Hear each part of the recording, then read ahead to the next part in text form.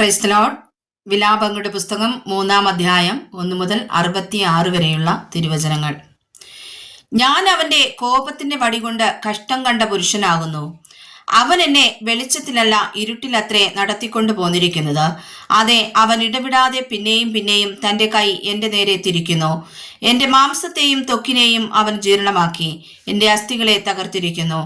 അവൻ എന്റെ നേരെ പണിതു, നഞ്ചും പ്രയാസവും എന്നെ ചുറ്റുമാറാക്കിയിരിക്കുന്നു. ശാശ്വത മൃതന്മാരെ പോലെ അവൻ എന്നെ ഇരുട്ടിൽ പാർപ്പിച്ചിരിക്കുന്നു. പുറത്തു പോകുവാൻ കഴിയാതെ വണ്ണം അവൻ എന്നെ വേലി കെട്ടി അടച്ച് എന്റെ ചങ്ങലയെ ഭാരമാക്കിയിരിക്കുന്നു. ഞാൻ കൂകി നിലവിളിച്ചാലും അവൻ എന്റെ പ്രാർത്ഥന തടുത്തു കളയുന്നു. വെട്ടുകല്ലുകൊണ്ട് അവൻ എന്റെ വഴി അടച്ച് എന്റെ പാതകളെ വിടമാക്കിയിരിക്കുന്നു. അവൻ എനിക്ക് പതിയിരിക്കുന്ന കരടിയെപ്പോലെയും മറഞ്ഞു നിൽക്കുന്ന സിംഹത്തെ പോലെയും ആകുന്നു. അവൻ എന്റെ വഴികളെ തെറ്റിച്ച് എന്നെ കടിച്ചു കീറി ശൂന്യമാക്കിയിരിക്കുന്നു.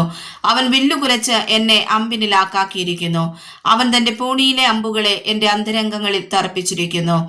ഞാൻ എന്റെ സർവ്വജനത്തിനും പരിഹാസവും ഇടവിടാതെ അവരുടെ പാട്ടും ആയിത്തീർന്നിരിക്കുന്നു. അവൻ എന്നെ കയ്പുകൊണ്ട് നിറച്ചു, കാഞ്ഞിരം കൊണ്ട് മത്തുപിടിപ്പിച്ചിരിക്കുന്നു. അവൻ കല്ലുകൊണ്ട് എന്റെ പല്ല് തകർത്ത എന്നെ വെണ്ണീരിൽ ഇട്ട് ഉരുട്ടിയിരിക്കുന്നു. നീ എന്റെ പ്രാണനെ സമാധാനത്തിൽ നിന്ന് നീക്കി, ഞാൻ സുഖം മറന്നിരിക്കുന്നു. എന്റെ മഹത്വവും യഹോവയെങ്കിലുള്ള എന്റെ പ്രത്യാശയും പൊയ്പോയല്ലോ എന്ന് ഞാൻ പറഞ്ഞു. നീ എന്റെ കഷ്ടതയും അരിഷ്ടതയും കാഞ്ഞിരവും കയ്പും ഓർക്കണമേ. എന്റെ പ്രാണൻ എന്റെ ഉള്ളിൽ എപ്പോഴും അവയെ ഓർത്ത് ഉരുകിയിരിക്കുന്നു. ഇത് ഞാൻ ഓർക്കും, അതുകൊണ്ട് ഞാൻ പ്രത്യാശിക്കും. നാം മുടിഞ്ഞു പോകാതിരിക്കുന്നത് യഹോവയുടെ ദയയാകുന്നു. അവന്റെ കരുണ തീർന്നു പോയിട്ടില്ലല്ലോ. അത് രാവിലെ തോറും പുതിയതും നിന്റെ വിശ്വസ്തത വലിയതുമാകുന്നു. യഹോവ എന്റെ ഓഹരി എന്ന് എന്റെ ഉള്ളം പറയുന്നു. അതുകൊണ്ട് ഞാൻ അവനിൽ പ്രത്യാശ വയ്ക്കുന്നു. തന്നെ കാത്തിരിക്കുന്നവർക്കും തന്നെ അന്വേഷിക്കുന്നവനും യഹോവ നല്ലവൻ. യഹോവയുടെ രക്ഷയ്ക്കായി മിണ്ടാതെ കാത്തിരിക്കുന്നത് നല്ലത്. ബാല്യത്തിൽ മുഖം ചുമക്കുന്നത് ഒരു പുരുഷന് നല്ലത്. അവനത് അവന്റെ മേൽ വെച്ചിരിക്കുക കൊണ്ട് അവൻ തനിച്ച് മൗനം ആയിരിക്കട്ടെ. അവൻ തന്റെ മുഖത്തെ പൊടിയോളം താഴ്ത്തട്ടെ, പക്ഷേ പ്രത്യാശ ശേഷിക്കും. തന്നെ അടിക്കുന്നവന് അവൻ കവിൾ കാണിക്കട്ടെ. അവൻ വേണ്ടുവോളം നിന്ന് അനുഭവിക്കട്ടെ. കർത്താവ് എന്നേക്കും തള്ളിക്കളകയില്ലല്ലോ.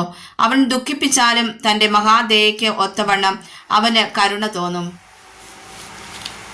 മനസ്സോടെ അല്ലല്ലോ അവൻ മനുഷ്യപുത്രന്മാരെ ദുഃഖിപ്പിച്ച് വ്യസനിപ്പിക്കുന്നത്. ഭൂമിയിലെ സകല ബദ്ധന്മാരെയും കാൽ കീഴിട്ട് മെതിക്കുന്നതും അത്യുന്നതിന്റെ സന്നിധിയിൽ മനുഷ്യന്റെ ന്യായം മറിച്ചു കളയുന്നതും മനുഷ്യനെ വ്യവഹാരത്തിൽ തെറ്റിച്ചു കളയുന്നതും കർത്താവ് കാണുകയില്ലയോ? കർത്താവ് കൽപ്പിക്കാതെ ആർ പറഞ്ഞിട്ടാകുന്നു വല്ലതും സംഭവിക്കുന്നത്? അത്യുന്നതിന്റെ വായിൽ നിന്ന് നന്മയും തിന്മയും പുറപ്പെടുന്നില്ലയോ? മനുഷ്യൻ ജീവനുള്ളത് നെടുവീർപ്പിടുന്നതെന്ത്? ഓരോരുത്തൻ താന്റെ പാപങ്ങളെക്കുറിച്ച് നെടുവീർപ്പിടട്ടെ. മനുഷ്യൻ ജീവനുള്ളെന്ന് നെടുവീർപ്പിടുന്നതെന്താ? ഓരോരുത്തൻ താന്റെ പാപങ്ങളെക്കുറിച്ച് നെടുവീർപ്പിടട്ടെ. നാം നമ്മുടെ നടപ്പ് ആരാഞ്ഞ് ശോധന ചെയ്ത് യഹോവയുടെ അടുക്കിലേക്ക് തിരിയുക. നാം കൈകളെയും ഹൃദയത്തെയും സ്വർഗസ്ഥനായ ദൈവത്തിലേക്ക് ഉയർത്തുക. ഞങ്ങൾ അതിക്രമം ചെയ്ത് മത്സരിച്ചു, നീ ക്ഷമിച്ചതുമില്ല. നീ കോപം പുതച്ച് ഞങ്ങളെ പിന്തുടർന്ന് കരുണ കൂടാതെ കൊന്നുകളഞ്ഞു. ഞങ്ങളുടെ പ്രാർത്ഥന കടക്കാതവണ്ണം നീ മേഘം കൊണ്ട് നിന്നെ തന്നെ മറച്ചു. നീ ഞങ്ങളെ ജാതികളുടെ ഇടയിൽ ചവറും എച്ചിലും ആക്കിയിരിക്കുന്നു. ഞങ്ങളുടെ ശത്രുക്കളൊക്കെയും ഞങ്ങളുടെ നേരെ വായ് പിളർന്നിരിക്കുന്നു. പേടിയും കെണിയും ശൂന്യവും നാശവും ഞങ്ങൾക്ക് ഭവിച്ചിരിക്കുന്നു. എന്റെ ജനത്തിൻ പുത്രിയുടെ നാശം നിമിത്തം നീർത്തോടുകൾ എന്റെ കണ്ണിൽ നിന്നൊഴുകുന്നു. യഹോവ സ്വർഗത്തിൽ നിന്ന് നോക്കി കടാക്ഷിക്കുവോളം എന്റെ കണ്ണ് ഇടവിടാതെ പൊഴിക്കുന്നു, ഇളയ്ക്കുന്നതുമില്ല.